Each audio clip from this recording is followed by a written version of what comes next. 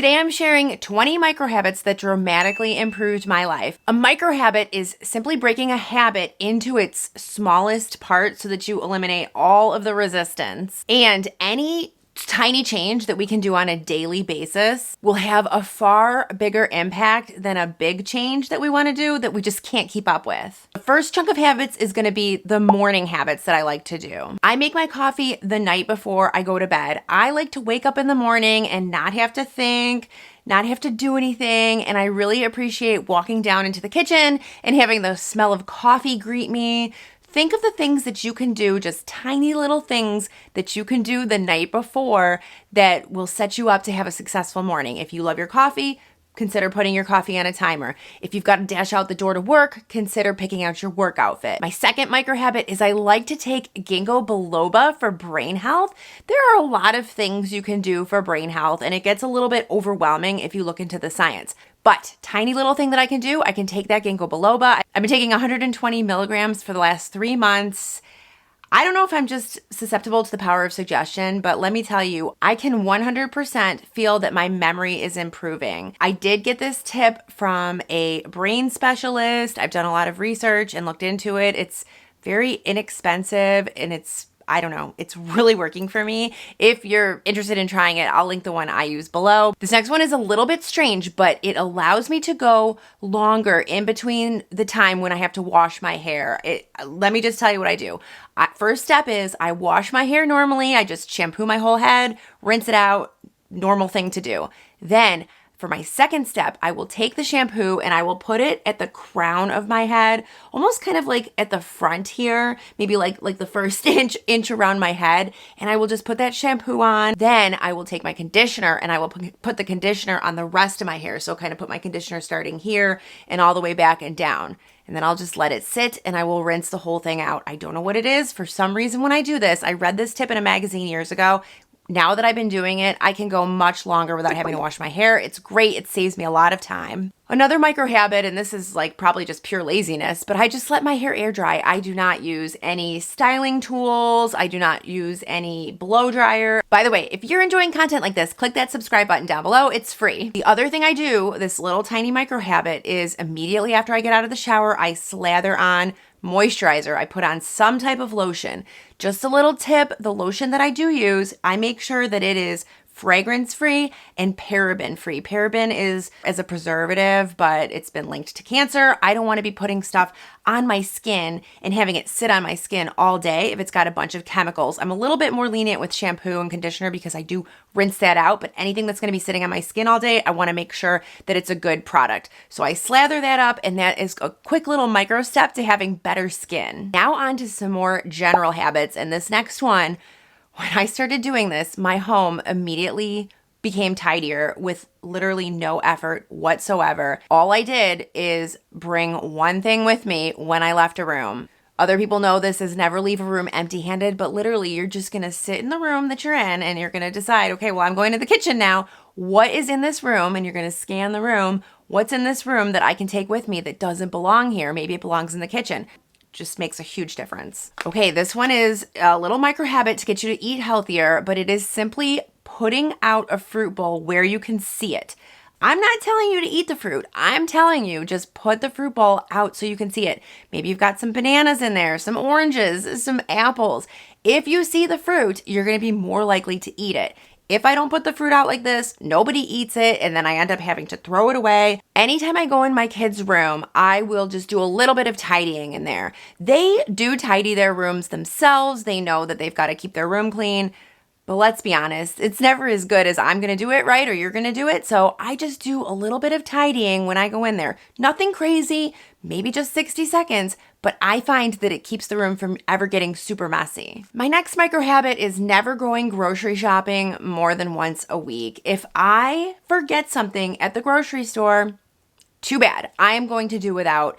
I have found that if I go to the grocery store for a quick little trip, maybe a couple things that I need in between my grocery shopping trips, I spend a ton of money. I'm wasting my time. It's not worth it. Next micro habit is emptying my car when I come home every time. Get all the garbage, get everything else. I'm not saying clean your whole car, just empty it out that day with whatever doesn't belong in there. I find that if I leave things in my car, they become this permanent fixture. They're there for months. So I don't do that anymore. When I'm getting out of the car and going into my house, just grab everything that doesn't belong and I take it with me. Treating a stain the second it happens. I never used to do this, and I have ruined so many pieces of clothing. I don't do it anymore. Even if I'm out in public, I will treat the stain. A lot of people will tell you that you can bring a Tide pen or they have the Tide wipes, which is fine. You could do that. But even easier is I will just go and I will either take a paper towel. If you can't get a paper towel, maybe you're somewhere and you just have to go to the bathroom and they only have toilet paper, just take the toilet paper, get it wet, and put a little bit of liquid hand soap. You could also use liquid dish soap and just get that stain out. It works really well, especially if you just got the stain.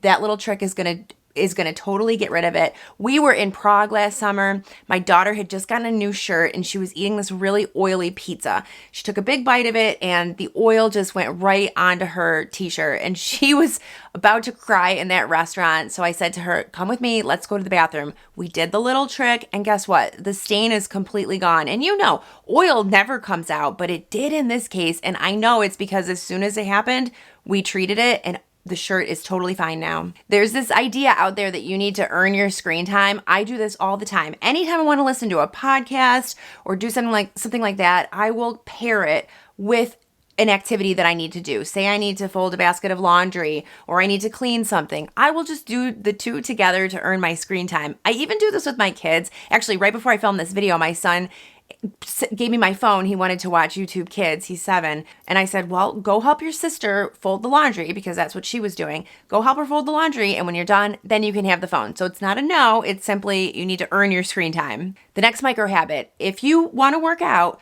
simply put your workout clothing on. I'm not telling you to work out. Maybe you'll get there, maybe you won't. It doesn't matter. Set yourself up so that you can work out if you decide. I know it sounds weird, but again, it's a micro habit. It's just you're doing a part of a bigger habit in the hopes that you will transform yourself and get to that habit. Similar with cooking. Anytime I have to cook something, for some reason, sometimes it could be hard for me to get started. I know I have to do it and I just don't feel like doing it. So what I'll do is I will set the ingredients that I need on the counter. And for some reason, just that simple little act of doing it and seeing those ingredients makes me start cooking. Okay, we're getting there. I think we're at 15 here. This one is to commit to eating one vegetable per day. I'm not saying go crazy. Just eat one per day. And if you can't eat a vegetable, have an apple. Just commit to doing one little thing that you just add to your diet. Okay, now we're getting on to the nighttime habits.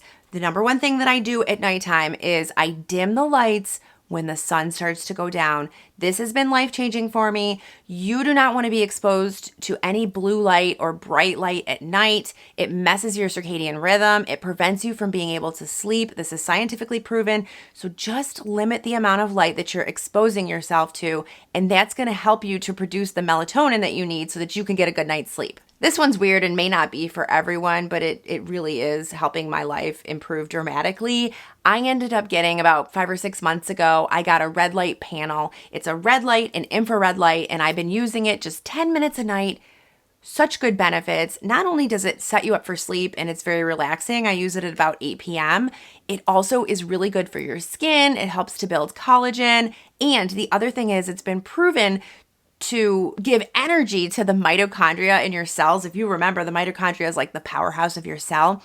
And so this energy goes into your cells so that they can do their job better. Who doesn't want that? I can link mine if you want to look into it, but I do recommend looking into it. I think it's great. Another thing I do, and I've been doing this now for quite some time, is I will stop all electronics at 9 and I will switch to a book. I cannot tell you how this has improved my sleep.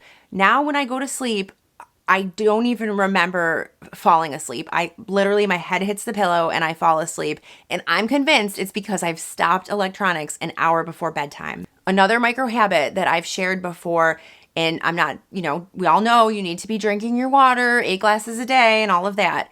All you need to do for this habit is before you go to bed, set a full glass of water on your nightstand.